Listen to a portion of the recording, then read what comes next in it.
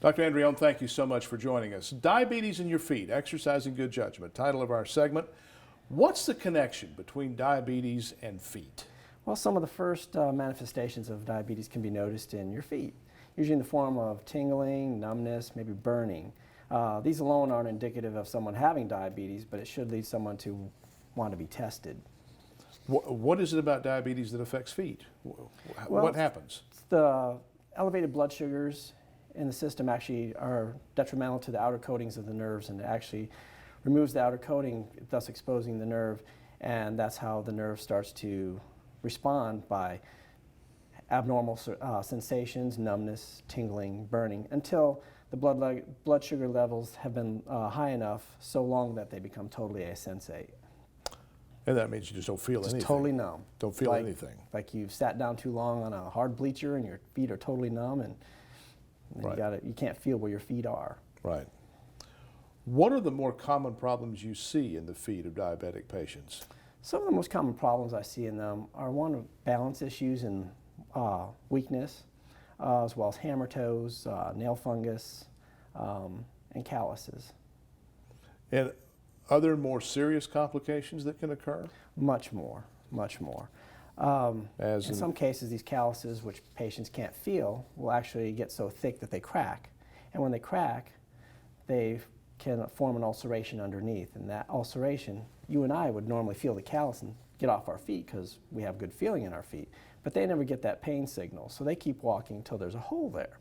And if they don't check their feet regularly, that can lead to an infection. Infection can lead to loss of a limb or part of a limb. I've had patients who have walked so much on their feet and never got that pain signal that something was wrong, that they've broken a majority of the bones in the midfoot to where their foot didn't even look like a foot anymore. Wow. Are there symptoms or warning signs that diabetics need to pay attention to when it comes to the condition of their feet? Yes.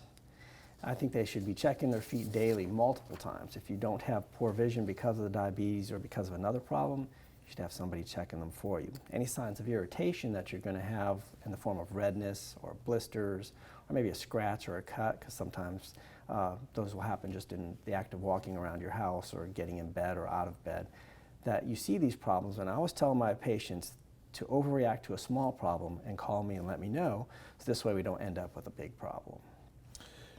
Hard for people that don't have diabetes and never dealt with this problem. Hard to understand how it's possible that a person with diabetes can have some of these serious foot problems and not even notice.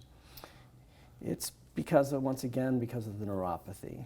I've seen them come in and they've had an infection for a couple weeks and were oblivious to it until the infection got so severe that it started to interfere with their heart function and that they were septic and the infection had spread so far. I've even had other cases where they didn't know anything was going on until they smelled something. Wow. So how important is choosing the right shoes, and what types of shoes are best and what should be avoided? Very good question. Choosing a shoe in a diabetic is very important because the shoe needs to fit the foot. The foot doesn't need to fit the shoe. So they need to go and seek the professionals who know how to fit a shoe properly, not just go to a store, pick one off the shelf. You need to go to some place where they measure your foot. If you have hammer toes, naturally the toes are going to bend. So you're going to need a little more distance between the top of the shoe and the bottom of the shoe so you don't rub the tops of your toes and rub a sore. Likewise, for any kind of calluses you might have on the ball of your foot, you need a recess for those so that they're not so much pressure. The goal of a diabetic shoe is to take pressure points and remove those, just to kind of accommodate the foot, bring the floor up to the foot. In this way, those pressures aren't focused in one point, but it's more spread evenly throughout the bottom of the foot. The important part is to have a shoe that's not so rigid that the foot pushes against it and it pushes back. Something that's more of a mesh or a softer material or something that stretches. And some of my patients who have a significant amount of venous disease, they'll stretch so much that I have to put them in a shoe made of Lycra so that the Lycra can stretch with the foot as the swelling goes throughout the day. Mm-hmm. Why is exercise so important for diabetics, and how can it help prevent foot problems? That's a double-edged question. yes, diabetics need to be moving to increase their circulation, keep the circulation going, because diabetes can affect the circulation, usually starting the farthest away from the heart, typically in the feet. But if they don't have good feeling and they exercise, they're at more of a risk of developing an ulcer. Once they get that ulcer, they're at more of a risk of developing an infection. And once they get that infection, they're at more of a risk of losing that part of the foot, the whole foot, or even possibly the lower leg. So it's on a case-by-case patient basis that I make recommendations to them. But in general, I'll usually recommend non-direct impact exercises like swimming. There's a lot of places you can go for aquatherapy that are quite good, and they do take care of the needs of the diabetic patient. That will be no stress on the joints because you're swimming, so you're more buoyant in the water. Plus, you're using muscles you don't typically use when you're walking or, trying to work out in a gym, because you're trying to you're laying down sometimes in the water and you're using just a lot of different muscle groups. Are there exercises that diabetics should specifically avoid to protect their feet? Once again, that's dependent upon the diabetic and their level of sensation. But if they're totally asensate, anything like long walks can be detrimental. They could rub and irritate a hole in their foot or develop a callus or a blister. Once again, I do recommend the non-direct impact exercises like either swimming or possibly even biking if they're stable enough to tolerate that. What are some basic steps, no pun intended, that a diabetic can take to reduce the risks of developing diabetes-related foot problems? First and foremost is education.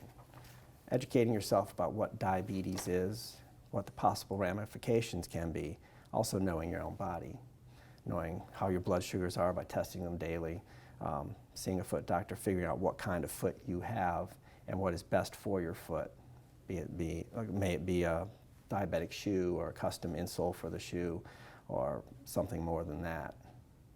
Very well. So you're a podiatrist. What role, Yes, sir. what role do you play in helping people with diabetes do a better job of taking care of their feet? Well, it's my job that when they come in to educate them, to get them the resources they need that speaks about the specific problems that they're having, to get them started on the road to educating themselves so that they can know about their feet and what needs to be done and what they can take care of versus what needs to be looked at immediately, what's an emergency and what's not. But I always stress the point that if they have a question and they're not sure, they're in a gray area, it's always best to ask. I tell them to call me, call my nurse. If they're having a problem, we will get them in quick and we'll take a look at the problem, like I say, to try to deal with it when it's a smaller problem and not so bad before it gets to be a big issue. Very well. Doctor, very interesting, and we thank you for your time. Thank you.